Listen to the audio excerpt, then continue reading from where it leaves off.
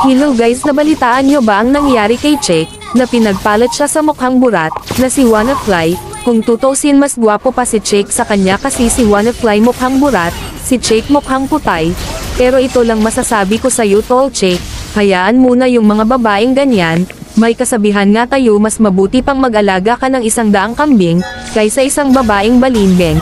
Ito lang masasabi ko sa'yo tol Check bilang katulad kong isang content creator, ramdam ko ang maramdaman mo tol, dahil sa nakita mo na pinagpalat ka na ni Nana de Coco, dapat kasi tol Check noon pa ay kinain muna yung coco niya para di na siya humanap ng iba, siguro, natikman niya ang pagmamahali ni Wannafly na palipad-lipad kaya, siguro nagustuhan niya ito baka ang gusto lang ni Nana de Coco yung fly yung papatang siya sa taas na para lumilipad, ha, aray ko.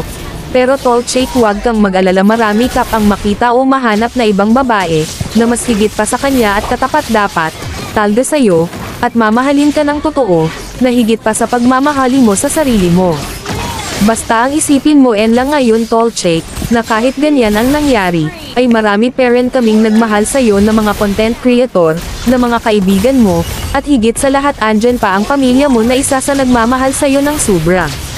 Basta lagi mo lang isipin tol Check habang may buhay may pag-asa, pero ang masakit lang kasi isipin yung ikaw ang nagtanim pero iba ang aani. Pero wag ka mag-alala tol Check darating din ang oras na magsisi siya sa ginawa niya sa'yo. Ang isipin mo lang ngayon at gagawin mo ay kung paano ka maka-move on.